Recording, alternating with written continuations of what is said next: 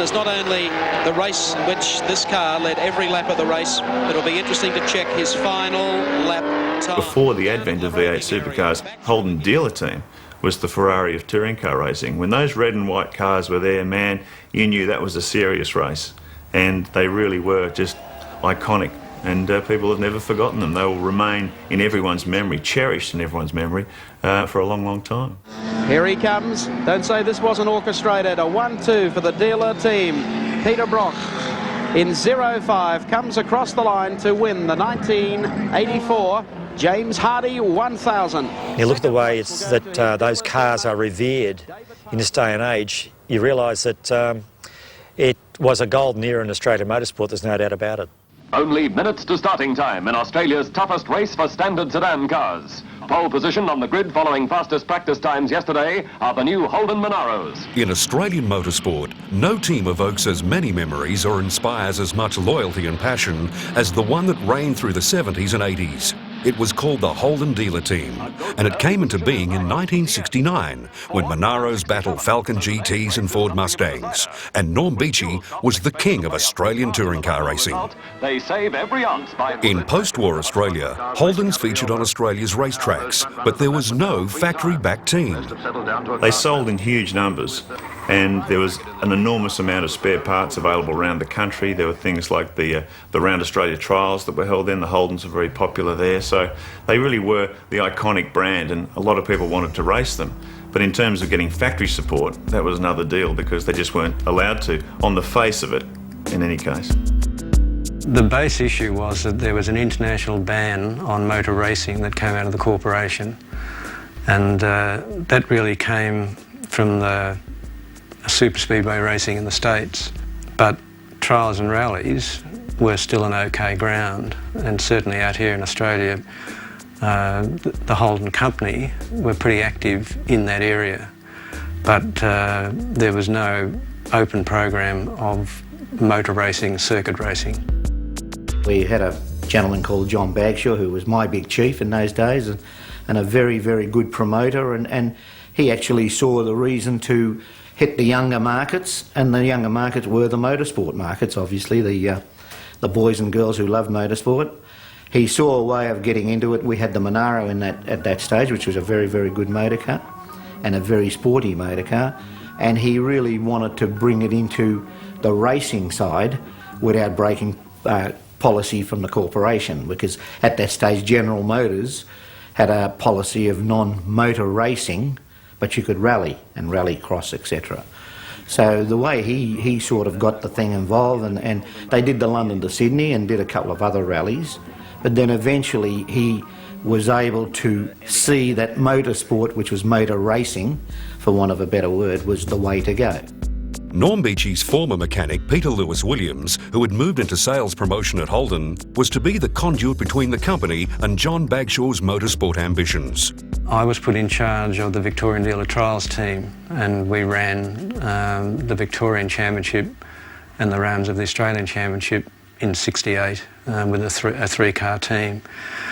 I'd known Harry Firth for quite some years. I first met him when I was working with Norm Beechey, and Harry ran a Holden, was also looking after Bob Jane's early model Holden.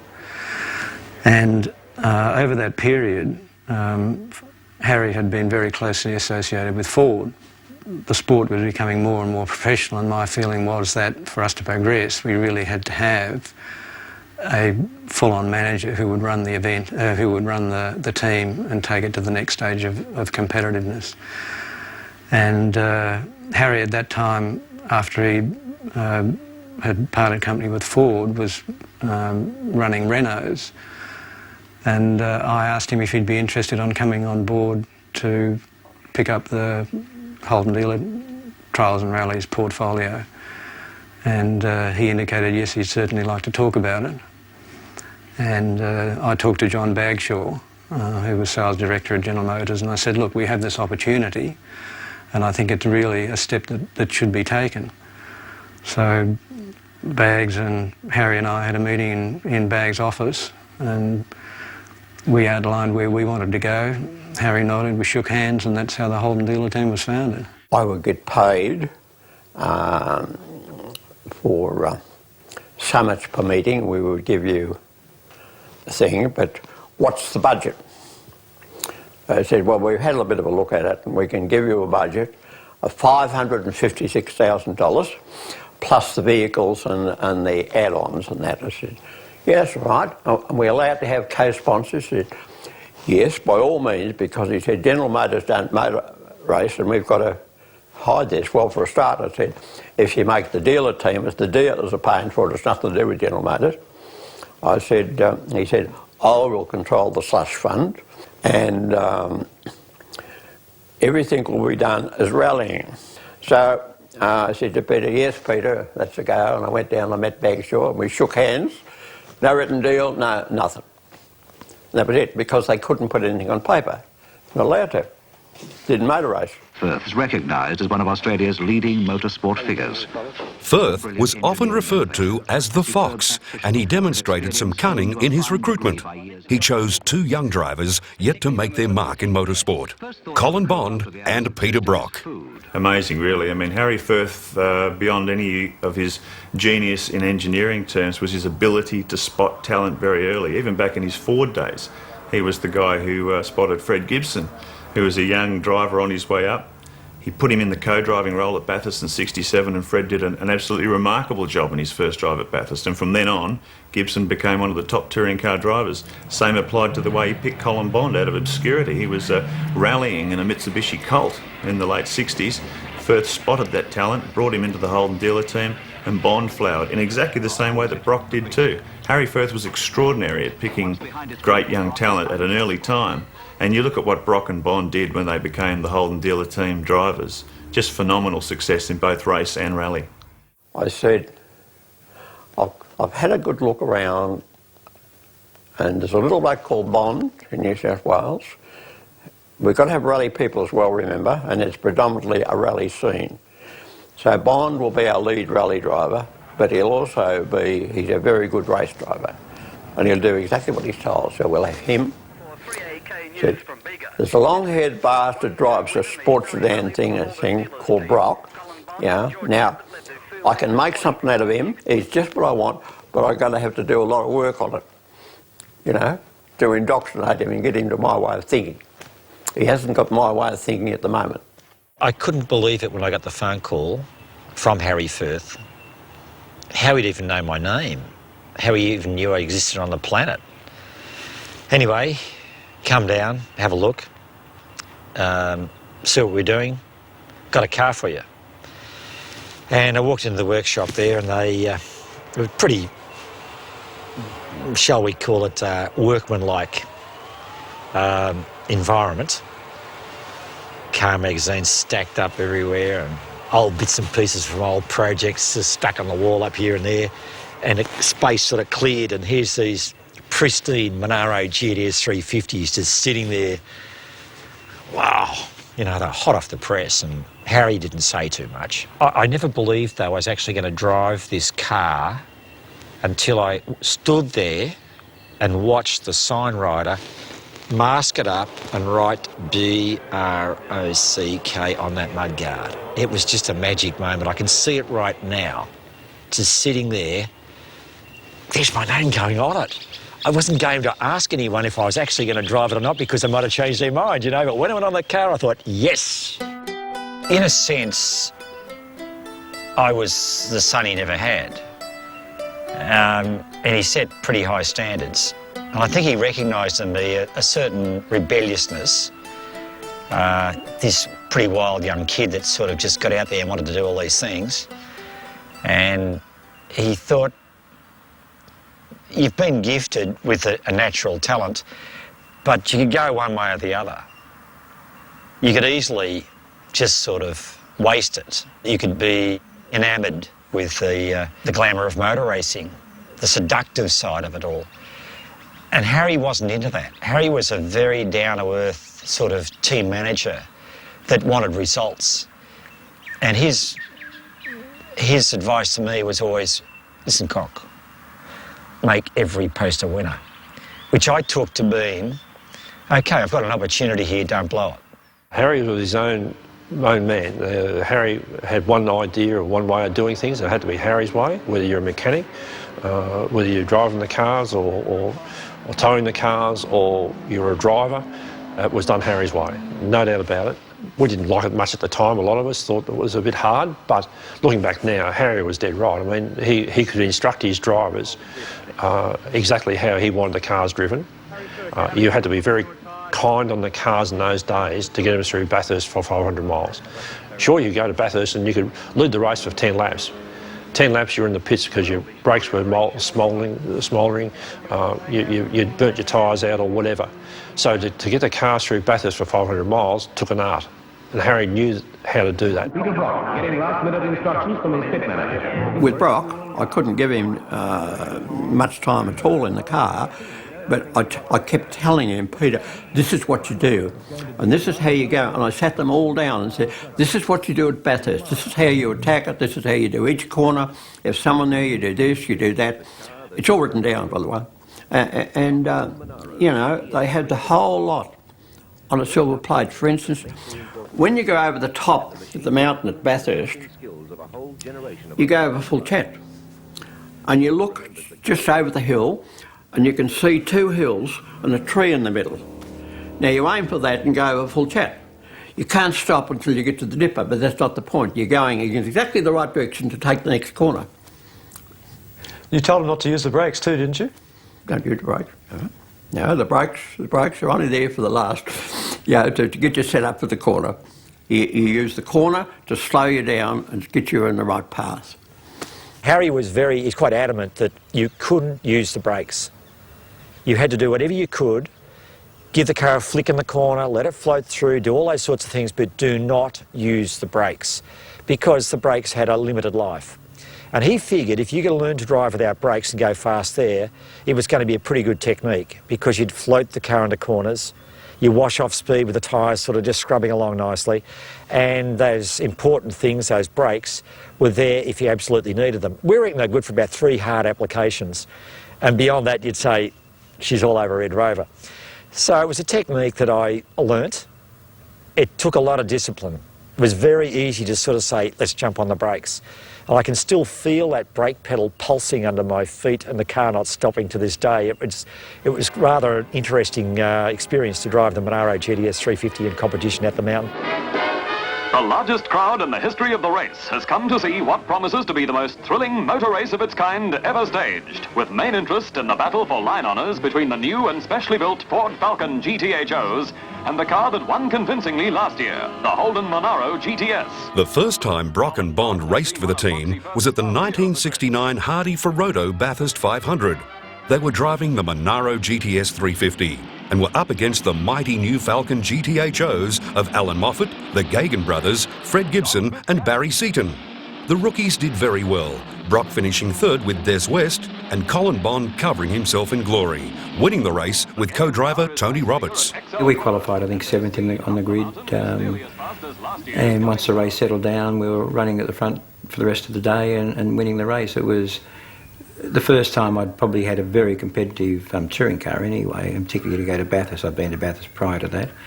And I found it astonishingly easy, actually, to win the race that particular year. Gagan is clear leader after 20 miles, and with him now, David Mackay's GTHO. Then the GTSs of Cook and Bond, the McPhee Falcon and the West Monaro. It really kicked my career off, I guess, as a racing driver. We'd been rallying and also doing a lot of racing and hill climbs, but that was with my own cars, of course. So once that happened and we won that particular race, we were then sort of cemented into the Holden dealer team with myself and Peter Brock. To then, for the next 7 years, we were just virtually professional racing drivers. And sure, it was a turning point in my career. Colin Bond pilots a careful course around the final lap, taking no chances of spoiling the patient efforts of himself and co-driver Tony Roberts at this stage of the event.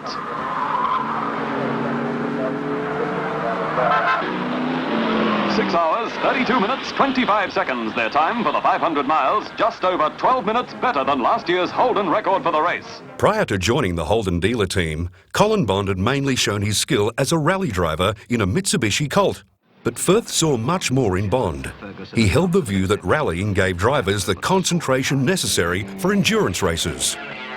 What it really meant was that we didn't really have to work, except we weren't being paid an awful lot of money, but we used to go down and do an awful lot of work on the cars at Harry's, for argument's sake. And you'd often ring up and just say, look, if you want your car ready for Sandown or Lakeside or whatever it is, you better get yourself down here, you know, because we're running late. And you do that. And then, of course, you drive the cars interstate yourself. You know, we say we're works drivers, but we actually drove the works. You know, going back to 69, I think we actually physically drove the cars to and from the race meeting. Not me particularly, but the boys did. Not long after that, though, we started, you know, getting trailers, and we only had Bedfords or, you know, or Holden station wagons, whatever it was, and you'd have a trailer on the back and off you go to a race meeting. Often only myself, my wife, and probably Harry and one of the boys, and that'd be it, you know, and we thought it was very professional in those days. Colin had done everything. He'd been in Motorcana. In fact, I think he was a New South Wales champion at that. He'd driven single-seaters. I can remember him in a Lynx Peugeot at Catalina Park, supercharged car. He'd been a rally driver. In fact, Rano Aaltonen said he could do it on a world stage. He was sensational. Very few people realise how good Colin Bond was. I can remember the first time he got into a Formula 5000 single-seater. It was a wet practice day at Warwick Farm. He was seconds faster than people like Frank Matic and Max Stewart who'd been driving the things for years. And he said, I thought I was going slowly. It felt really slow, so I just kept going. I mean, he was an enormous talent, Colin Bond, of widespread talent, as I say, could drive almost anything. Bondy could just drive. It didn't matter what it was, if it was a panel van or a Monaro or an XU1 or whatever, and you could always hear that laugh of his somewhere in the forest at around a campfire, or, you know, in the back of the pit somewhere as someone's regaling some sort of story. Here's Bondy, ha ha ha, you know, and you hear him to this day doing the same thing. But, he could drive, and he was just a fantastic natural driver. Although the team was very professional by 1970 standards, things were quite different from the way we now define professional. Head mechanic Ian Tate. We didn't have a trailer, we had a panel van, 253 panel van, and that was it. We never had a trailer. We drove the car to the meeting. We continued driving cars to meetings up to into 1972. We had a budget to run the cars, but we never had a budget to buy trailers or transporters or anything like that at all.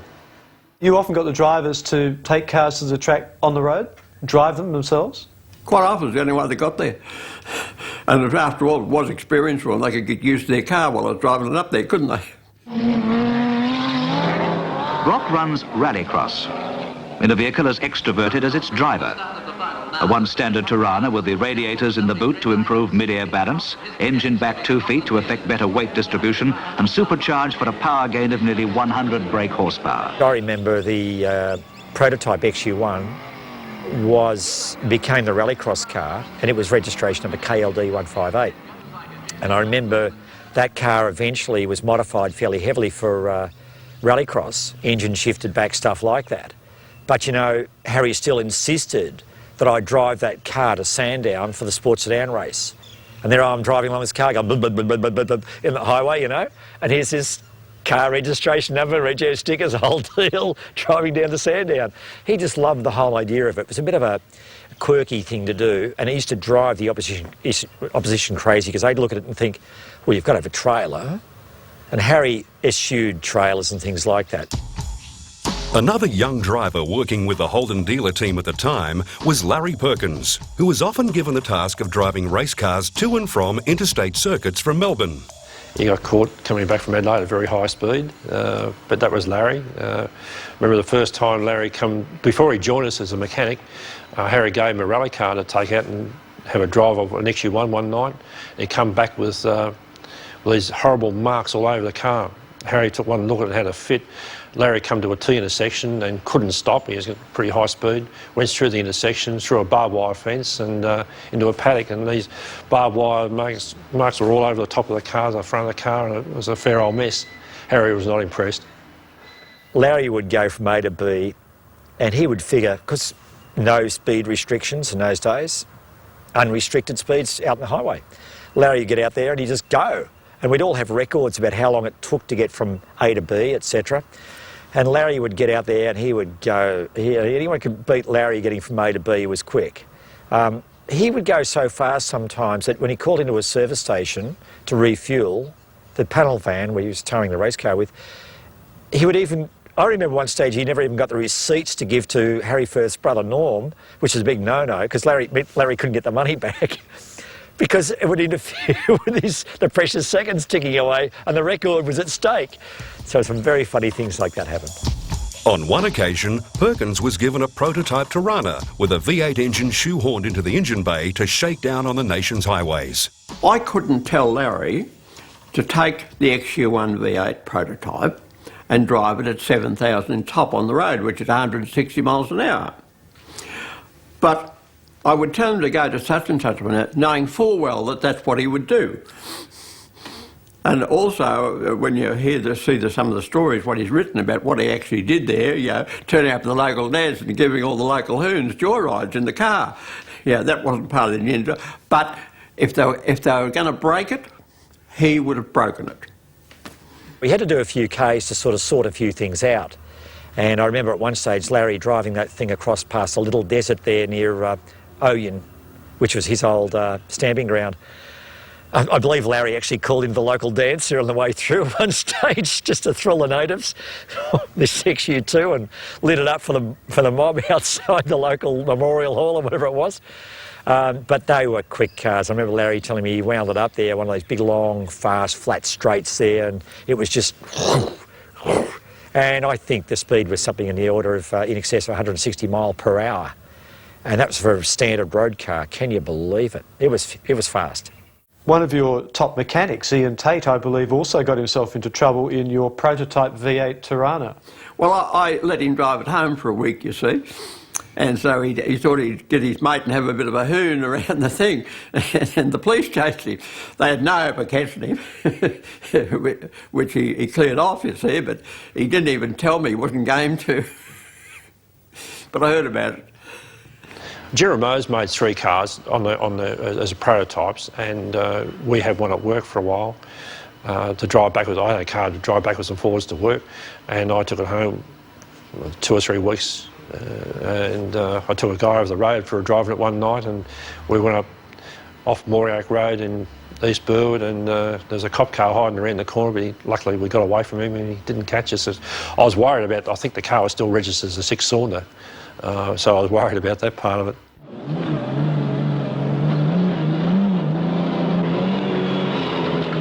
The first Tirana was released by Holden in 1969.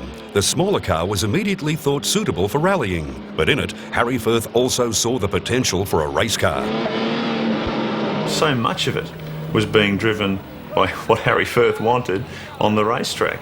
Because if you think back to the late 60s, where you had Ford with the Falcon GTHO program, Holden were running the Monaro, the big V8 Monaro. So you had these 2 big, heavy, immensely powerful V8 cars with tyres about that skinny, no brakes. Harry looked at this and said, well, we're going down a blind path here. We're just going to get faster and faster. We're going to have more and more problems with brakes, more and more problems with tyre wear, more and more problems with fuel consumption, etc. So he went to GMH and said, look, the direction we've got to go is this way. We've got to go small, we've got to go nimble, we've got to go light. A car that's lighter on tyre wear, lighter on brake wear, lighter on fuel consumption, smaller frontal area so it doesn't have to push so much air, can compensate for the smaller engine. That's what Harry suggested, and that's the way GMH went. The way that the motor racing regulations were structured at the time is you had to race what you sold. And that area was becoming pretty intense, and I guess was fuelled by the release of the Falcon GTHOs. And principally I think it was really Bill Steinhagen and John Bagshaw, particularly Bill Steinhagen, who said, I am not prepared to build a road car that's going to have the performance characteristics required to run competitively with the Falcons to release it to the public. He said, I think it can be done another way. And that's where the concept of the Tirana XU1 was born. And Harry had a big input in that as well. because the base question is, can a terrific little car beat a Falcon GTHO? And as it panned out, yes it could. Round of the Manufacturers' Championships, same circuit, Warwick Farm, and the man out in front is Colin Bond. His car's the Monaro's baby brother, the Holden Tirana GTR XU1. The first car came off the line. I took to Warwick Farm. Nope, no pit crew, nothing. Tyres on the back seat, a couple of people up there to help me, George Shepherd and that, rally people. And said to Bondi, yeah, never driven an XU1, have a drive of this. Oh, yeah, I like this. So we fronted at Warwick Farm, and Janey and Moffat and all those are about, bloody toy cars now, racing toy cars, eh? Yeah, yes. So we knocked them off in the race, one by one, down a creek, and the under brakes was the quickest way, you know, one by one, bum, bum, bum, bum, cleared off, won the race. I said, just put your order into the local dealers, fellas. Got in the car and went home. But the blokes of crowd will watch is Colin Bond. He's back there in fourth in the little Tirana, and he's clinging on like a leech. That's good brakes and handling for you. We had a great motor car in the Monaro. It was a super strong car. The brakes were fairly marginal. I mean, they were not bad brakes for their day, but when you compare to today's brakes, or even the XU1s had the same brakes as we had on the Monaro, for argument's sake, but the car was probably, two-thirds the weight or something like that, so it was a lot lighter motor car. It was a lot more nimble, easier on the tyres. We also rallied in those days, and I was rallying the Monaro, and I thought the Monaro was a fantastic car to rally, but it was a bit big. You got more punches because it was big, and you were sliding into things sideways and that. Once we got the XU1s, they were a much faster motor car, particularly on dirt roads and things where you're not quite sure where you're going, of course, and you could drive them flat out. They weren't as wide. We didn't have the same problems we had with the Monaro, and we were able to win the Rally Championship at least 3 times. I did, and I think the XU1s won it more than that, because I know Lange won it one year, who was in the Holden Diddle teams in those days. It also takes While Colin Bond took out the Australian Rally Championship in 1971 in an XU1, Peter Brock was having fun in local rallycross events and was just about unbeatable. On the circuits, however, the little Tiranas had trouble matching the powerful GTHO Falcons. Initially, Firth had hoped his V8 version of the Tirana XU1 would fit the bill. I said, we've got to have some oomph, and the easiest way to do it is just put the V8 in the Tirana. It'll be quite easy. Now, you can't do it. I said, how about if you let me have a go? So I pick up the bits and pieces. We had a 4.3, which is the same size. Put it all in 6 weeks, and it's a goer, and the program went on, and it's history, but it was eventually canned, and that would have won every mortal thing. It was just so good. So we have to get back to Bathurst again and make a 6-cylinder in a hurry. So we used the wheels and the better brakes and the rest of the things off the, because we'd sourced 200 cars, right? All the stuff is there to be made. So we just put the cars together as they were with everything else, and just instead of that we made another 6-cylinder with another cam, and they had the bigger carburettors and quite a few other things on it as well, and fronted that at Bathurst, and it won. And it won not so much because of that the car was much better than what it was, but I had sourced these new wheels, and Brock's way of doing that happened before, you see, and we had a brand new colour scheme, which when we did it, the 71 cars were terrible. We made this new scheme, and that's where the Bathurst colour scheme came from. The cars looked faster, but we didn't do anything mechanically to those cars before that, but we did do a heap to the Bathurst cars. To cut a long story short, they handled twice as good as they did before with the wider rubber and this new type of rubber and things what we used. And the cars are coming out now. It's a wet and dismal scene really, but still a great sense of excitement in the air. This is Bathurst. 72 Bathurst was special. Driving up there, we experimented with slipstreaming. When he got up there, he was very focused. For 2 or 3 weeks before the event, he'd come to work every day, botting a meal or lunch money off everyone in the place because he never had any money in his back pocket. He'd sit in the car for hours at a time. Even the car was on stands or we were working on the car, he'd sit in the car staring at the car, focusing on the car. He wanted minor adjustments made, we'd make them, but he was very focused on that win right from the 3 or 4 weeks before the event. Driving up there, crikey, he'd done 500 race miles before he got to Bathurst. He was that sharp, and as soon as he got to Bathurst, he was on top. His driving in that race was just incredible. I mean, in those days, 500 miles, there was no relief driver. He was lucky to get a half a mouthful of Coke at the pit stops. You didn't give him too much to drink because he wanted to stop and go to the toilet. Didn't do that in those days. There was no drink containers. As I say, if he was lucky, he got a half a mouthful of Coke at the pit stop. That was it.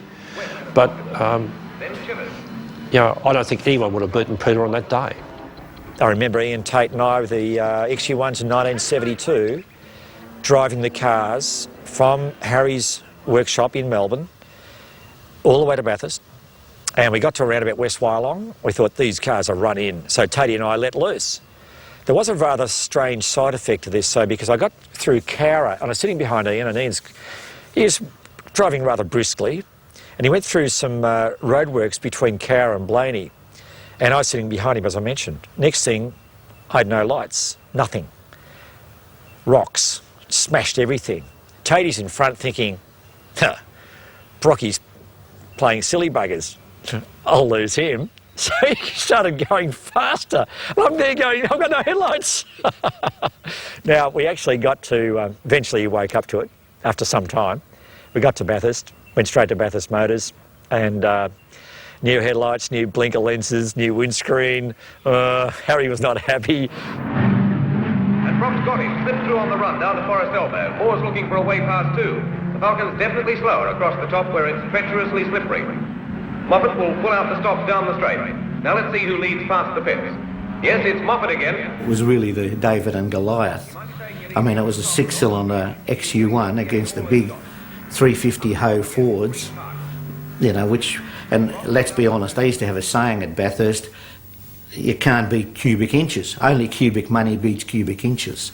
And, the big Ho would be going up that back hill with all the torque, and Peter would be pulling back, and then he'd catch them on the top and pass them down the straight. And it was really a David and Goliath thing. Brock has shown that he and the Tirana have been saving something for a lot of effort. And down they come, the second last time, Peter Brock, at the wheel of a car that on this track, this day, has recorded a clash victory. One left to go. It was my year in 72 though. I mean, the battle I had with Moffat was a terrific battle. It was raining. It was difficult. Slipping and sliding on intermediate tyres and hand groove slicks and stuff like that, but it just worked. And at the end of the day, when I finished up getting the box of chocolates, I had a totally different understanding about what I could do in life. And I suppose to my, the peer group viewed me differently. Media did. And it just changed my life. It changed my life in more ways than just racing at the mountain. It was, hang on, I can now do these things. In 1972, the Holden dealer team also won the Australian Rally Championship for the second year running, courtesy of Colin Bond. In the following year, the rivalry between Peter Brock and Alan Moffat was at its peak, with Moffat's GTHO and Brock's XU1 duelling for most rounds of the Australian Touring Car Championship. Moffat ended up taking the title with Brock second. And then at Bathurst, now 1,000 kilometres, an in-form Brock teamed up with Doug Chivvis to try and win his second title at the mountain. The late, great Doug Chivvis, 1973.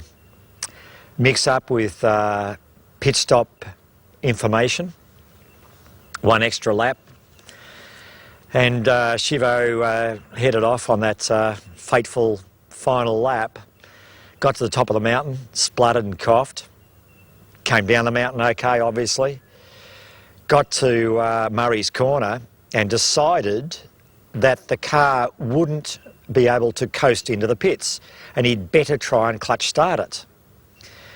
As we know nowadays, a car will easily roll into the pit area from the speed it can maintain through Murray's, but we didn't know. And Chivo, of course, staggered up that rise, got out and started pushing. Now, it was a strange set of circumstances because if a car is blocking the racetrack, the officials have the ability of going out there and clearing it. If a car spins on a corner, they go and they shift it. They can do things. And of course, that was basically impeding the progress of any car wanting to come into the pits. So they could have pushed him out of the way, but something said, no, you've got to push that car yourself. And we, the pit crew, or the people involved in the team, for some reason, we figured we weren't allowed to touch that car, and it was quite true, I believe, that until it got to a certain line, which was the line marking the beginning of the pit area as it is. So Shivo staggered up there, and we, come on, Shivo, you can do this, Shivo. Well, Doug Shivers was around about 60 kilo, ringing wet, max, wiry little guy. He struggled. Now, when he finally got to that line, I remember seeing a picture of me going down there and getting him and flinging him out of the way, and he spun away and fell into the arms of some waiting ambulance guy where he actually had a heart flutter. He actually did. Like, he sat there to keep him there for a while. Mind you, he did survive another 35 or 40 years. So, but Shivo was simply obeying instructions and didn't know any different. Now, when we pushed the car into the pits, got in the car, cranked it up, I think I finished second. I think I had a bit of a flat tyre towards the end. It slowed me down. I couldn't quite nail whoever was in front, but yeah, that was one that got away. We had a quick car. That was the quickest XU1 there. That was a rocket, yeah. Bond, he held on to his second, but Brock, driving close to the limit, will obviously be right with him before too long. For the record, Brock wrung the Tirana's neck in his last driving stint and ended up second to Moffat at Bathurst, with Colin Bond third. In 1974, the Ford Motor Company withdrew its factory support from touring car racing, and as a result, Holden dominated. HDT's frontline weapon was still the XU1, but it was about to be superseded by the V8-engined SLR 5000, and then the full race development version, the L34. In 74, it became LH. Now, the last part of 73, we used the LH SLR 5000, and it was absolute dog and useless. So he said, you've got to fix it. So instead of letting us fix it, they gave the engine to Repco to fix. But Repco ran it on the dyno, they didn't run the road, so they've got a 6-pint oil sump on it, haven't they? Which is we'd made a sump for the XU1 V8, which fitted in there and everything. 1.5 gallons, you know, it was 6, 7 litres. Why fiddle around with what they had there? And that was the whole thing with the thing. No room under mudguards, yeah, boulevard ride, square-looking boxy body, heavy, useless. I guess the XU1, if you put it in perspective, we went to races like Warwick Farm. I don't think we're ever beaten at Warwick Farm by the bigger Fords. But the bigger Fords could out-qualify, say at Bathurst and Sandown and so on. So when we went to some other circuits, the XU1, you're always starting behind the 8-ball. And then as the race progressed, you would just sort of move up and pass, and you may win the race. When we got the L34, we were back on equal terms again with the Fords as far as performance goes. The brakes initially were not that good, I guess, you know, they sort of got better as things went on. But, I mean, the Fords were in the same situation. I mean, when you look back again, you know, with drum brakes on the back and disc on the front, which we all had in those days, there was always going to be a problem with overheating the back brakes at some stage. Then the L34 was a good car. It was a little bit smaller than the Ford. We were able to win a lot of races with it as well. And it was an improvement from the XU1. Initially, the new L34 V8 Tirana often qualified well, but lasting the race distance was difficult. Oil surging from one side of the engine to the other was a problem, and that wasn't all. You mustn't drift it, because if you did, all the oil ran out the side, and you're in trouble. And you mustn't give it a big hit with one wheel up in the air in a corner, because it would break the axle on that side with all the load on it, yeah, with the locker lift. You know, you had to be very, very careful with them. And they had no brakes, really. The other issue was it had a differential which had a heritage back to the E.J. Holden, the 1963 grey motor, pre-EH Holden engine. Now imagine that diff lasted with an E.J., but all of a sudden we stuck a 308 Holden in it with 340 horses or whatever. And those side gears were not happy little side gears. So you had to drive it very carefully. You had also an axle shaft to fit into those side gears, which was very, very small. So if you hit that throttle coming through the dipper, for instance, or in the middle of a corner while the back end was cocked up in the air, you could snap the back axle just like that, like a carrot, just bang. So you had to be very disciplined. You had to change gears carefully because of the engine. You had to be neat through a corner. You didn't want to throw it into a corner because you had this problem with the oiling. So you didn't want to get oil surge. You didn't want to hurt the gearbox because it essentially had the Aussie 4-speed gearbox out of the XU1 Tirana, and gears would get chewed up. You had this baby diff, so you had to be careful if you want to win races with an L34. But I think anyone who drove those cars became a better driver for it because you had to develop something called mechanical sympathy, or you weren't going to last. Despite the fragility of the L34s, the early successes with the XU1 ensured Brock would win the driver's title that year. At HDT, the manufacturer's championship. But as always, the icing on the cake was Bathurst, and things looked good when Brock and Bond qualified 4 seconds a lap faster than the next best. And Bond has a long lead as they go for the first of 163 times up Mountain Straight. Early on, they ran in formation out front and looked unbeatable, until Bond was black flagged for repairs because of oil escaping from a loose sump. With 2/3 of the race completed, Brock was leading by about 36 kilometres. We were doing it easy, and I was thinking, OK, we're just being very careful to nurse this thing along, and Harry was very strict, you know, back off, don't go fast, etc, etc. And talking of things going down the drain, look at the smoke issuing from the tail of the leader. Now this is the Peter Brock, Brian Sampson car. 6 laps up around about lap 100-ish. And I remember sitting in the pits for 6 laps and the guys were tinkering and they said, you're still in front. Which wasn't bad. Imagine doing it in this era. And Brock is in far more trouble than ever Colin Bond has been in. That's pouring out his exhaust pipe. I wasn't driving according to my own gut instinct. My gut instinct was this car's not happy. What happened is that one half of the one set of 4 pistons burnt out, which were connected up with the inlet tract to one of the carburettors. If you measured the carburettor synchronisation at idle, they were both aligned perfectly, and at full throttle they were, but during the process they opened up at different rates. One opened faster than the other, etc. So it was a weird thing, but anyway, that's why it worked. And of course it meant that at that particular throttle opening, one set of pistons were running very lean. One set of pistons were running normal.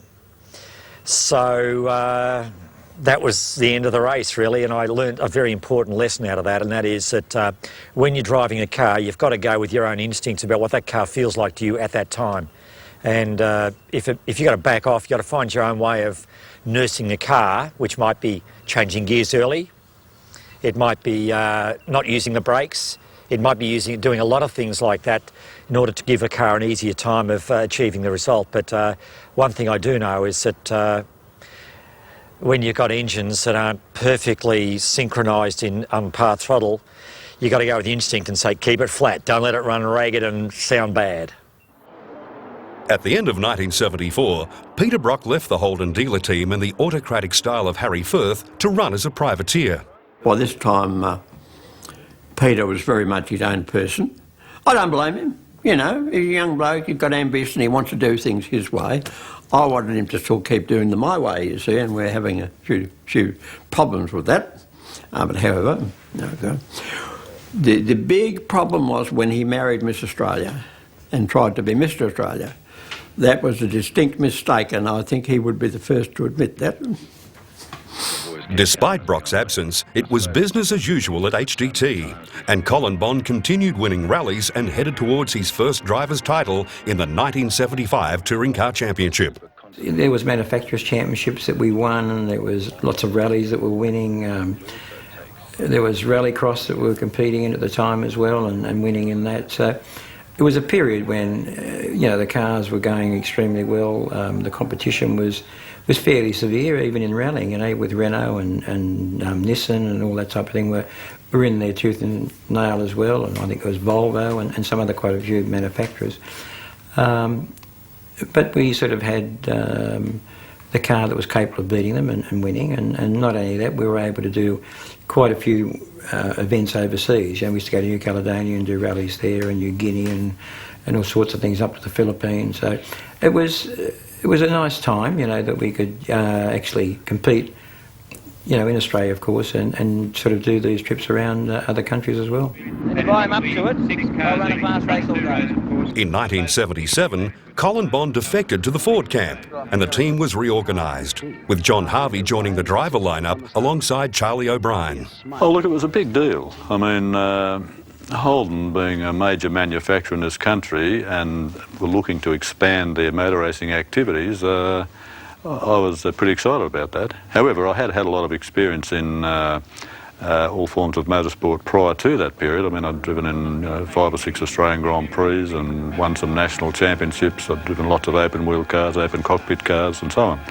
And I'd had some vast experience in the Bob Jane organisation with Holden cars and all sorts of other things. But nevertheless, no, it was a big deal and I was really quite looking forward to it. And as it turned out, it was a very long period of time in my career. There they are, 2 abreast over the last hump, down into the braking area now. 1977 was a year of Ford domination, with Moffat and Bond in their 2-door Falcons. In a disgruntled Holden camp, a new version of the Tirana was being tested.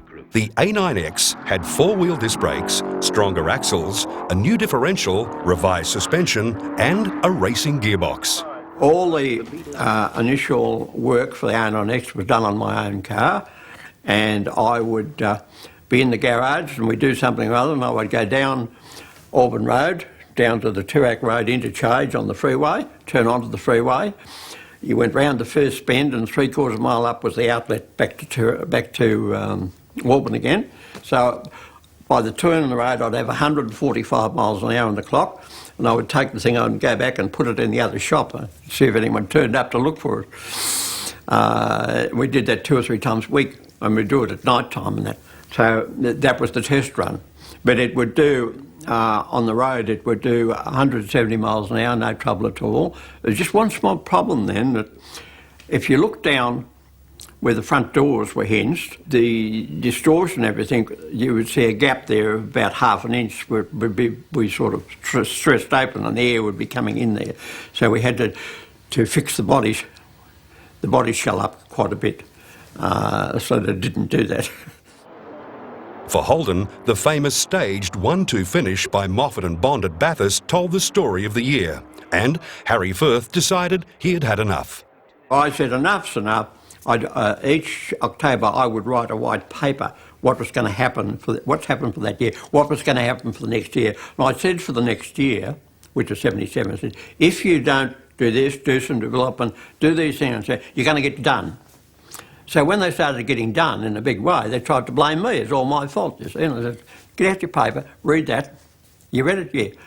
Well, enough's enough. Yeah, I'm off. Thank you very much. In a special qualifying session, Brock has become the fastest man ever to drive a touring car around Bathurst. It was time for a major rethink at HDT, and that meant bringing Peter Brock back into the fold and the recruitment of a new style of team boss, John Shepherd, who had previously worked with Norm Beechey, Pete Gagan and Bob Jane. I knew it would be, when John Shepherd joined the team, I knew it would be a success because I'd worked with John before at Bob Jane Racing. And I knew his capabilities. He was a very pragmatic engineer, very talented, but not only from an engineering point of view. He was, you know, someone that everything had to be spick and span, and the presentation was vital, important, and he brought all of those qualities to HDT.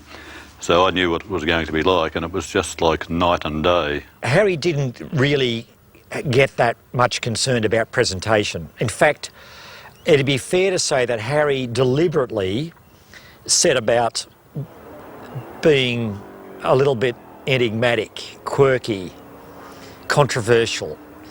He didn't mind just sort of fiddling around with an old oily rag and there the car. Well, the car would do perfectly well and look okay, but it wasn't pristine. Sheppo turned up and that car was immaculate. He would have the guys sitting there blackening the tyres, polishing the wheel rims, brass on the magnesium, you know, on the magnesium wheels, and the cars were just beautiful. And they'd come out there onto the grid, and I think a lot of teams were beaten before they started.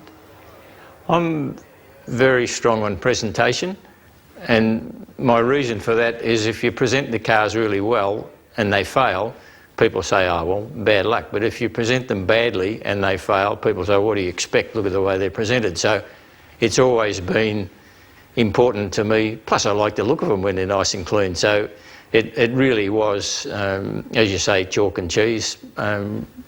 That was the way I've always operated with race cars. I don't know if I like polishing the wheels, but I like the result of polishing the wheels and all that. It just created a buzz and excitement within Holden and all of the supporting sponsors such as Philip Morris in those days and Castrol and so on, and everyone got really excited, and that excitement flowed through into the actual activities on the racetrack, and we were hugely successful and in that period.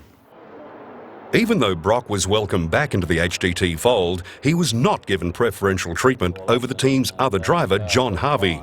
And for his first race, he was challenged a little. When I arrived at the race team, I really had to prove myself. And I remember going to Sandown for the inaugural race for Holden, Marlborough Holden dealer team in January 1978. And everyone had the two-door A9X hatchbacks, and I had the four-door. And the four-door was not the preferred article. It was sort of thought, ugh. Anyway, I had to race with it, so I won using the four-door, and I think Chebo figured, oh, if you can win right from the four-door, we'll give you a hatchback. So from there on I had a hatchback, but I had to earn my stripes, I can tell you. I remember the first race we went to at Sandown, and Brock was... We were saying, what do you want us to do to the car, Brock? Oh, we'll move the seat or we'll change it. No, don't change anything. And his attitude was, you don't have to do anything. I'm going to win this race regardless. And when the race started, Pete Gagan passed him, and I said to Bruce Nowacki, oh, that's not too good. He said, don't worry, Brock will pass him again. And that's what happened. Brock passed him again because Nowacki was aware of how Brock's mental attitude was to such things, and he just wasn't long that he'd passed him and went on to win the race. And that was with a car that was demonstrably inferior to what we finished up having not long afterwards. You know, it was the old four-door, and they didn't want to put Brock, they didn't want to put Harv's nose out of joint by putting Brock in his car and so forth, and the result couldn't have been better in the sense that we didn't even have to give Peter the best car we had. With its new uniforms and a new level of professionalism, the Holden dealer team also worked on the hearts and minds of Holden fans. Public relations was the name of the game. Peter and I went to shopping centres on a Friday night in various states when we were racing there, and would get up on stage and invite the crowd. We'd have a bit of fun together, have competitions, and they grew and they grew and they grew, and we did so many of those and marketed the team, and then started selling apparel, which was unheard of in those days. So, yeah, it was big, and it got bigger and bigger. Okay, here we have the race lead change with Peter Brock, Australian touring car champion, taking over the front. The Holden dealer team's presence may have loomed large in 1978, but it was not just hype. On the track, it walked the talk. Brock won the Australian Touring Car Championship. The team won the manufacturer's title, and at one round at Wanneroo, HDT cars finished first, second and third. Yes, it probably will never happen again, I suppose, when you look at the way that teams are set up these days, with two cars mainly being it. Three-car team, Wayne Negus in the third car, local boy. It was a staggeringly good result, and one which, as you said, goes down in the annals of motorsport history. I just felt really, really proud that it happened, and now it's the grandchildren who who sort of say, oh, we didn't know you did this part, and that is sort of the effect that it has on me currently, but it was nice. At the big race, the team started with high hopes, and the combination of Brock and a New Zealand driver called Jim Richards didn't disappoint in the A9X. Jimmy was terrific because he would just rock up, wouldn't say much. You'd say, what do you want me to do? You'd say, get in the car, go around here, do 10 laps, get a feel for it all, put in a quick lap, qualify, come back in. He'd just go and do all that and come back in. What next? just go and sit down and have a cup of tea, Richo. And we'll give you a yell when you next got to do something. So it was a very laid-back, easygoing sort of team atmosphere. And as I mentioned earlier, John Shepherd had this philosophy that you prepared the car in the workshop. So we went up there and we never touched those cars. We might have adjusted the stabiliser bar, put new tyres on them, bled the brakes, new pads, something like that, but that's all we did. The cars were prepped. And unless someone ran the car off the road and smashed it, I mean, we didn't ever have to do anything. Everything's in good shape through the final left-hand and the open spaces of Conrod Straight. And Peter Brock is headed for victory. The checkered flag for the 1978 Harley Ferodo 1000. Not worrying about terminal speed, how far he can get through the radar trap and what speed that he'll achieve in this last lap. This is as an important lap as the lap he cut in qualifying. Coming down to the final corner where everyone in pit lane is standing to salute a driver who deserves to win here today. John Harvey has dropped back behind Brock, so they're not shooting for a 1-2 camera photo finish, which it wouldn't be. The last corner comes up. The checkered flag unfolds for the 1978 champion, Peter Brock. Ford withdrew its support for motorsport in 1979, and in a Holden-dominated competition, A9X Tiranas continued their winning ways. But the Holden dealer team had to take a backseat to Bob Morris, who took out the Australian Touring Car Championship ahead of Brock and Harvey in second and third. However, there was no one who could compete with Brock at Bathurst that year, when he again teamed with Jim Richards. 79 was the classic in a lot of ways, and I guess well, I'll tell you anyway, whether Brock minds or not, but I've long felt, as I said to you before, that all that stuff is attitude. And Brock walked in one day when we had an engine on the dyno, which was his engine, and it was a really, really strong engine. And he said, "Oh, that's my engine, Chipper." I said, yes, it's your engine. So when it went in the car, Brock just knew that he had such a good engine, and I said to him, we don't really want to drive this engine very much, like do the absolute minimum miles on it, because it's a really good strong engine. We don't want to tire it out. So all the testing was done in the test car, but because Brock knew he had this really good engine and the car was good, it was basically a new car, he won it before he even got in the seat, you know. So I mean, that was the start of the thing, and it just went on from there.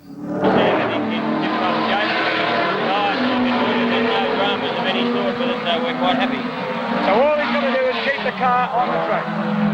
I guess, yeah. Yeah, simple as that. I remember that we had done a total of 27 laps prior to the race beginning, from the time the car arrived from John Shepherd's immaculate race headquarters.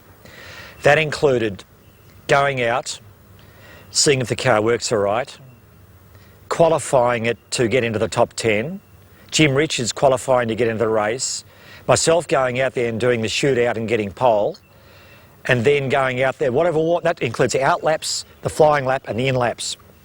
And that car sat there having done a total of 27 laps and having accomplished all of that. I'm sure no other race team has done that before or since. It was just staggering when you think about it.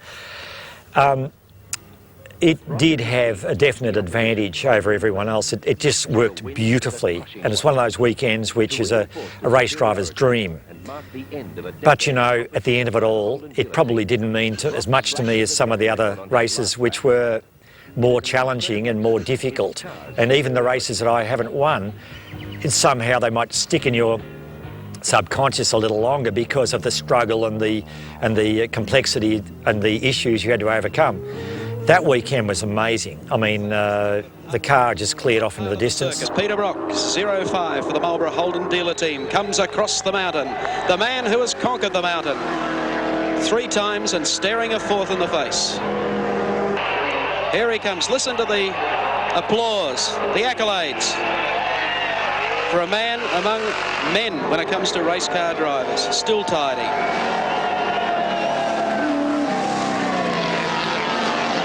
Picks up the inside rear wheel that time. Peter Brock is trying and trying hard in this last lap. People have said to me at different times, what possessed you to break the lap record on the last lap? Well, I can tell you I tried the year before in 1978. And if anyone looks at the footage, that final lap, they'll notice me coming down behind one of the Gulsons in their Alfa Romeo at the Dipper. And I've caught up behind them and I'm going, oh, quick, let me by. And I remember one of the Gulsons coming up to me later on saying, what were you doing, waving your arms at us, trying to get by as the last lap? I said, I was trying to break the lap record. I said, what? So in 1978, I missed out by a 15th. It was probably a few tenths of a second. On 79, I had added reason because one Alan Moffat, his car had broken down. He was driving those Camel Falcon hardtops, and I knew he was on that doing the TV commentary, and Moffat would be saying, Peter will hear every little squeak and rattle, and he'll be going slow now just to make sure it gets over that hill, you know. And I thought, I'll show him.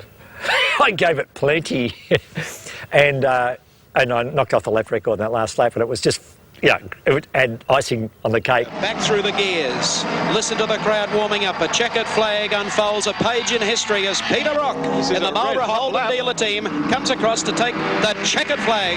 The winner of this year's Hardy Parado, and now he has 4 victories in Australia's greatest race, Peter Brock. There has never been a performance that dominant. They won by 6 laps, which is the equivalent to, what, 37, 38 kilometres. Never headed in the race, fastest in practice, pole position, fastest race lap on the last lap of the race. That was just total domination. And really, when you think about Bathurst now with the introduction of the safety car, the chances of anyone being able to win by 6 laps in the 1,000 race are virtually 0 to 0. So that is a record that will stand for all time, and so it should. General Motors had introduced its new family car, the Commodore, in 1978. And in the following year, the car entered motorsport, but not on the racetrack. The Holden dealer team started 3 cars in the 20,000 kilometre Round Australia Repco Reliability Trial. The result was a stunning success for Holden and HDT. In a huge field, their cars finished 1, 2, 3, with that man, Brock, leading the way. When people ask me what is my most indelibly imprinted memory of motorsport, it is without any shadow of doubt the 79 Repco Reliability Round Australia Trial. It was the single most difficult, challenging motoring event you could imagine. Debut of the Commodore in competition, bleak times out there in the motoring industry. John Loveridge, who was the successor to John Bagshaw, decided that he'd have to wipe all the doom and gloom off the pages, and there was an energy crisis type issue going on, and put some excitement and fun back into the whole world of you know, how people viewed motoring. And so the decision was made to run the Commodore. That in itself was a gutsy decision. I remember being at Lang Lang one day with the Tiranas putting on a Holden dealer team day. I think we might have had some Geminis there that George was preparing too for rallies at the time. And I drove a prototype mule Commodore. One of the engineers had it. He said, take it for a drive around here, Brocky, and put it over that, you know, the dirt road around the back of the ride and handling track. And I did. And it was just stunning over those yumps and that. I thought, my God. I came in, I pulled up next to George. I said, George, get in. This is our next rally car. This is the one for the Round Australia trial. We're going to talk Holden into it. And of course, this is a long time before the trial actually began. We drove her in the back there, and he said, this is fantastic. So we came back in then and said to Holden, we've got to use this car in the Round Australia trial. It'll be awesome. And that's where the seed was planted, I guess, at that time. And then, of course, as it unfolded, Holden said, let's get behind this and really make it work. George was just fantastic when it came attention to detail and the vision of how logistically he was going to handle the whole thing. His ability is just, well, you know, second to none. I don't think I've ever seen any event of that magnitude organised to a greater detail than George. He'd sit there plotting and scheming. He'd have all these graphs and pencils and notes and everything else, and an army of dedicated people around him. When you consider the cars went out there with their debut motorsport event, they finished 1, 2, 3 outright. People thought it was almost orchestrated. There were rumours abounding that Peter Brock caught helicopters to get him from A to B at different times, so he was freshened up for the next stage. I thought, I only wish I was wiped out. 14 days, 21,000 kilometres. I was just a skeleton at the end of that, but I had the sniff of victory around about Darwin, and I thought, I can win this. I'd learnt this rally stuff. I'd had half a lap of Australia to sort of figure it out. And once I got to that stage, I thought, I'm just so focused on doing it. I sleep deprivation, etc. I just did it purely on adrenaline. Great result though, because that established Commodore as a really reliable, strong car for Australian conditions, particularly as it had a McPherson strut front end. And that was, of course, a controversial issue in those earlier days about, was it going to be strong enough? Did this car have the strength of the good old Kingswood? Well, it proved it in spades. I remember coming out up the Birdsville track there at one stage, middle of the night, and came around a curve. I was probably doing about 170, 190 clicks, wound up, in top gear. And it went over a yump, which middle of the night you really couldn't see it. It was a bit of a spoon train, I guess, and it took off, and it went along for what seemed an eternity on its bull bar, and the bull bar didn't quite dig in. It just sat there, and it eventually just landed back on the wheels and started jumping again. And it jumped so hard and so high and so it landed so badly that we thought that was the end of the rally. And I remember putting it into neutral and giving it a few revs, couldn't hear the fan hitting anything. Put it into gear, went through the gears, the gearbox seemed okay. Put it into first, drove off through the salt bush, back on the road, brr, brr, little XU1 motor, ripping along, and forgot about it until I was standing at a service point where a lot of press were, and all the press came up and said, what's this ripple in the roof just above the driver's head? And if you look at the car nowadays, it's still there, the same one. And I said, you wouldn't believe that, I said. I was standing there and this Ford guy came up and said, God, you're in front, Brocky, bloody Brocky. And he bashed the roof so hard with his fist. Look at the dent he put in it. That's just a Ford executive who can dirty on us Holden blokes. After so much success, observers may have been surprised when Holden decided to withdraw its support for the Holden dealer team in 1980, saying it didn't make sense for the factory to compete against private entrants driving their vehicles. John Shepherd resigned and Peter Brock and John Harvey were left without a team. Effectively, the team was available to purchase. I mean, John Shepherd didn't want to buy it for his own reasons. It was a lot of money. We talked about it and we decided Peter should buy it. And I'm sure Peter had to borrow some money to do that. But that was part of it. But then it became the Holden dealer team, which it always was, but it was financed by the dealers. And that was the catalyst that started HDT Special Vehicles. The dealers agreed to finance the team on the basis that Peter start a special vehicles operation and use his racing knowledge and experience to develop some cars for the road that would appeal to the punters. So that's where it all came from. But of course the difficult part for the marketing department and the PR department was to actually explain how it had always been known as the Holden dealer team, but now it really was the Holden dealer team who were paying for it. A couple of people came to me, dealers. I guess Vin Keane was one of the prime movers. And Reg Hunt.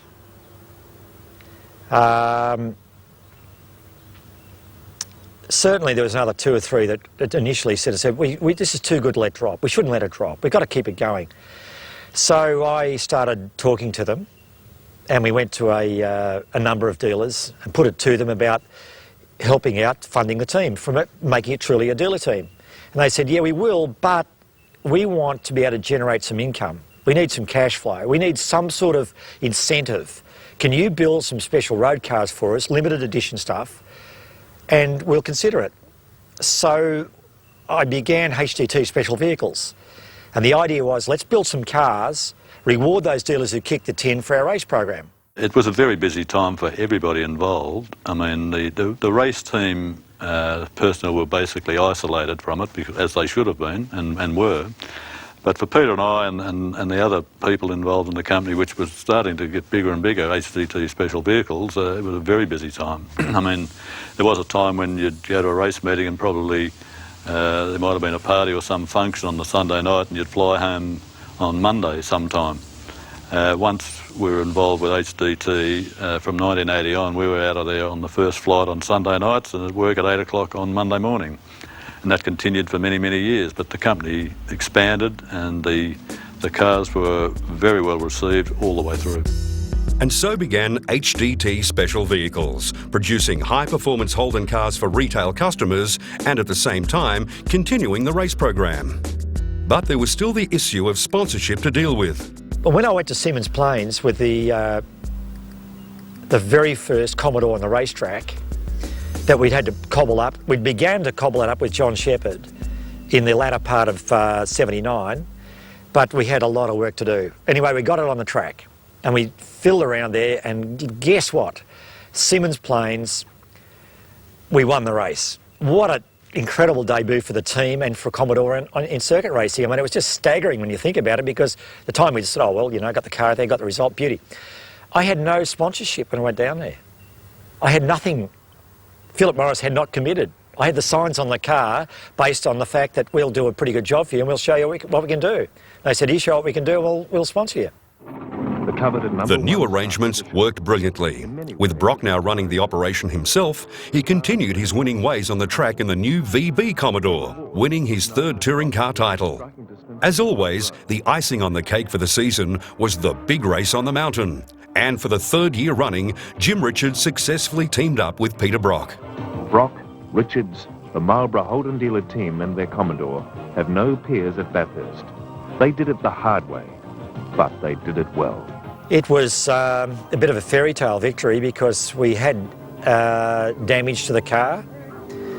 I'd clobbered a bloke very early on in the race. I was lapping a little Gemini, clipped him, and it didn't hurt the radiator, but it did require a quick pit stop to rip some bodywork off, get going again. But, you know, as it transpired, we stuck around, got the result. Yes, we had a very, very tough battle today. It's an absolute credit to the guys behind the scenes. It was just a terrific reward for a group of people who, I mean, we were proving ourselves. We were the new guard, if you like, at the time. And we weren't the old guard by any stretch of the imagination, and we had to prove that, hey, us young guys can do it. But it's Dick Johnson from Queensland who for the first time draws the cheers of the crowd, and the Ford flags are out. In the early 80s, Dick Johnson was also achieving success in his Falcon and Alan Moffat with his Mazda RX-7. The Commodores were facing new challenges, but were still winning races. Brock teamed up with Larry Perkins to win again on the mountain in 1982, and then again in 1983. We had the ability of doing enduro races, but shorter races, tight tracks, Amaroo and goodness knows what, that Mazda was driving us nuts. And its exhaust note in the pits, we'd go, oh, do we have to listen to this sound anymore? Get out of here, Moffat. Get that Mazda and get... But when it came to the mountain, yeah, we got the chocolates at the mountain road. Through the gears, he's done it. He's put them. 7 on the board. Peter Brock wins the 1983 James Hardy 1000 at Mount The 1983 victory at Bathurst was credited to 3 drivers for the first time, but Peter Brock did not finish in the car he started with. Hello, 05. Peter Brock is in the pits. Well, one sensation after another in this race. The leader of the race coming in very slowly too. Perkins and Brock were cross-entered in both HDT cars, and when their engine failed while leading after just 7 laps, they did what they were entitled to do under the rules. They took over the number 2 car. That had happened before that 83 race with 3 drivers, or, you know, the second driver taking over the first car or vice versa. And that was within the rules, but what had never happened before, the car hadn't won the race. It had happened before, but nobody had taken any notice of it. So anyway, there's a lot of controversy about that, but we'd have talked about it the night before and the year before and so on, as long as those rules had been in. Not expecting that it would happen. And I think I was running second at the time. Peter had some problem, I forget exactly what it was, engine problem.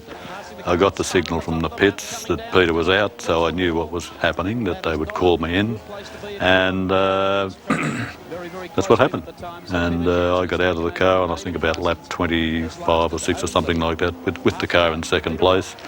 And Peter took over, and the only disappointment I had was the fact that I never got back in the car on the day, but at the end of the day it really didn't matter.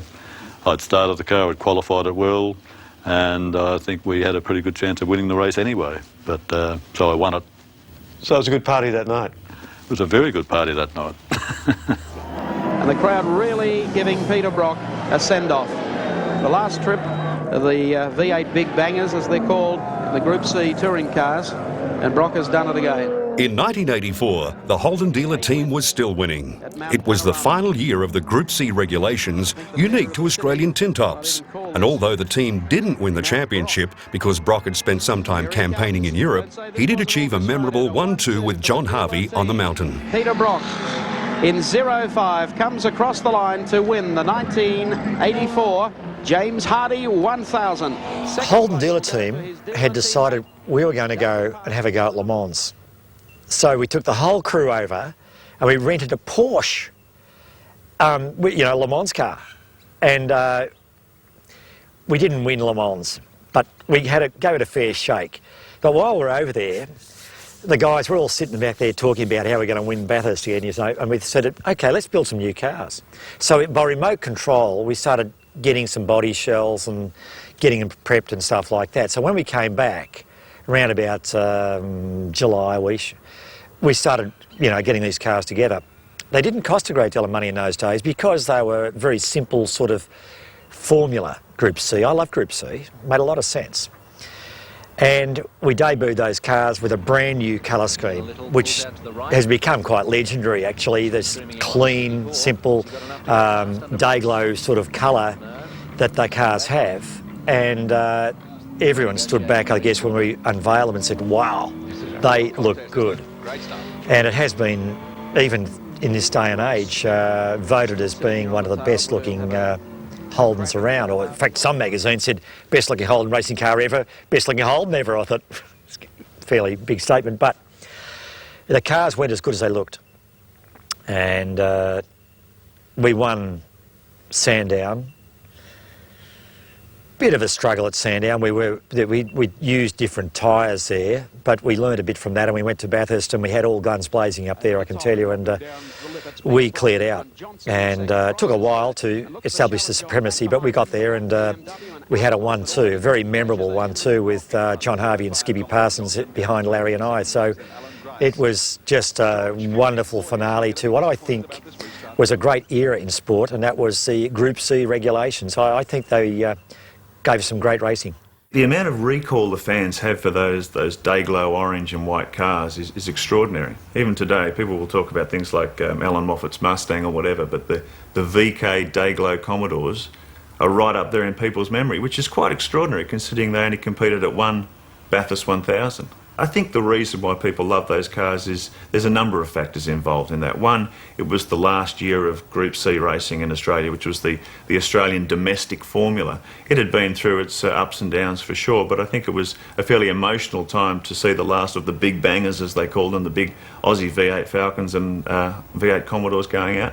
And the way those cars were presented, it was very clear that it was like, we're going to go out with a bang, and that's the wording Brock has used before. The cars were beautifully prepared, they were lovely and simple, they were the lightest, simplest, fastest Commodores they'd ever built, and that day-glow orange paint job, like no one had seen anything like that in Australian motorsport. I think, if you think of 1984 and the way those cars were presented and the way the team were presented, they were the equal of anything in the world, Formula One, Champ Car racing, what you like, they were right at the top of the tree. The 84 car was sensational, the day-glow cars, fantastic cars to drive. And then after that, we basically went to the Group A formula. And it might seem funny, but in 85, whilst the Holden had been homologated to run in the Group A formula, no one at that point had built an Evolution car, which was allowable under the rules. There just hadn't been time. So in 85 we went to Bathurst, Peter and I made the comment after the race that I said, Peter, the two HDT road cars that we drove to Bathurst this year were faster than the race cars. I mean, the race cars in terms of lap time are a little bit quicker because of slick tyres and so on, but basically the engines in 85 were stock standard, and the Achilles heel there was the stock standard timing chain was a weak point, and in the race condition, and broke on both cars. And I think I heard someone shout, "Forget it." They're racing, and Walkinshaw gets a blinder, but so too does Johnson, and Johnson will split them, and so does Grice. New Group A regulations in 1985 meant a big change in the motorsport landscape and the emergence of the turbos and Jim Richards in his BMW 635.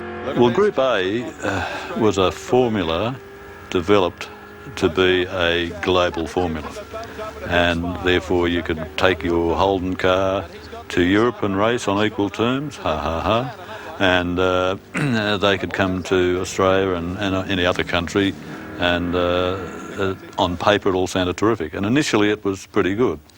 However, the problem was, as the evolution process took hold and people were building evolution cars on a regular basis, which was putting an awful strain on the manufacturers, and in our case at Holden, a big strain on the engineering staff, and race teams wanted a new, faster car every season. And when you consider that you had to build 500 of these cars and they had to be certified and ADR to be sold brand new on the showroom floor, that was a huge task for a company like Holden and lots of other companies.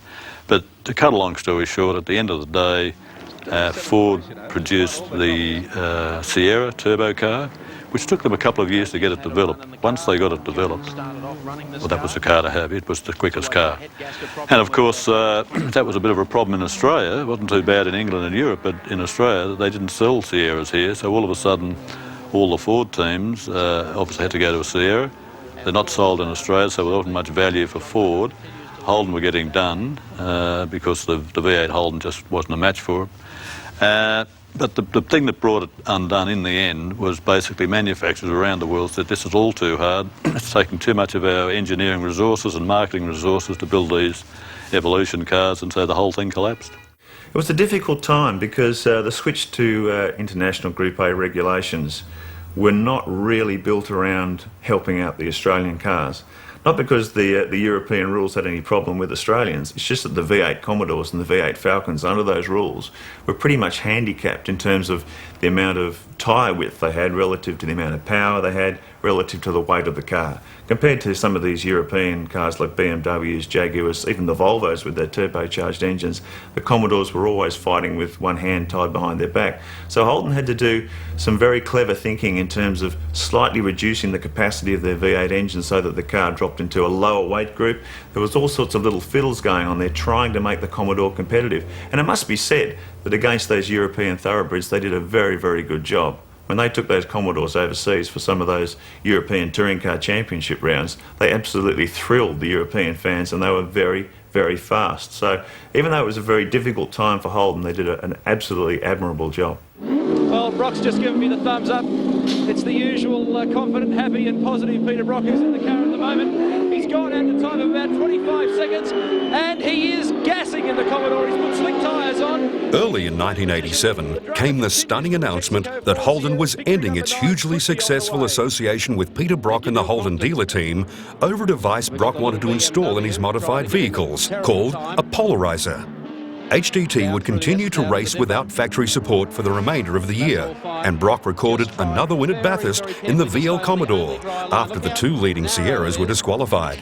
But it was the last hurrah for HDT. Well, there was a bit of a split, and everyone knows about the split with Peter Brock and Holden. It's been certainly well documented, and it goes into a number of detailed factors in terms of the way he was running the business and whether that was within the fold of General Motors and whether they agreed with what he was doing. He wasn't. There was a split. It was inevitable that it was going to happen. So Holden then was stuck with a situation where they no longer had a Holden dealer team. They no longer had this iconic works team to continue their motorsport program.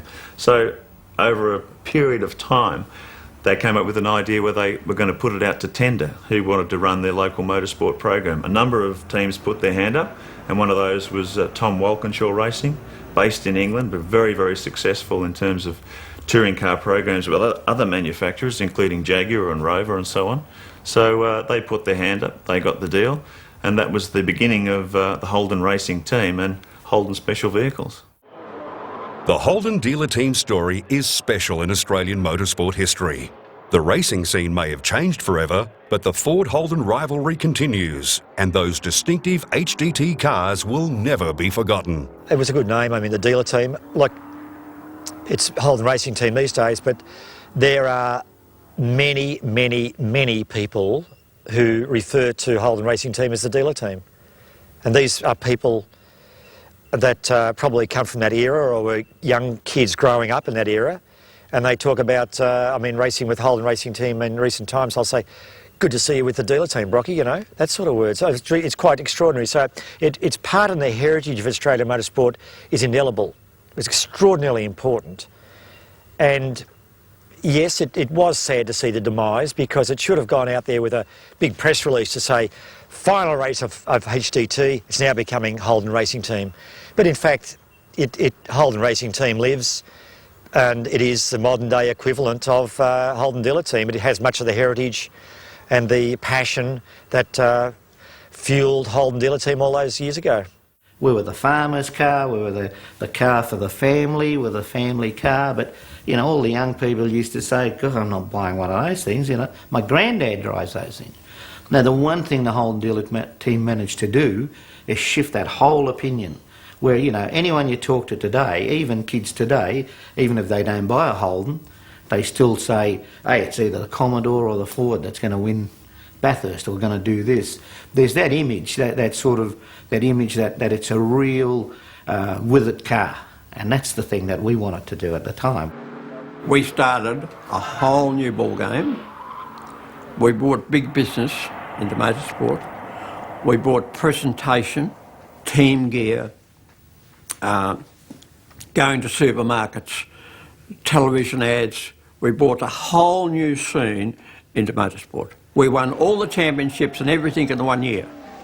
That was never done before, and it will never be done again. Throughout those 2 decades, just allowing for the odd little blimp, that team was consistently successful, consistently competitive. No matter whether it was under Harry Firth, under John Shepherd or under Peter Brock, Holden Dealer Team were always at the top of the tree. Now that is an extraordinary achievement.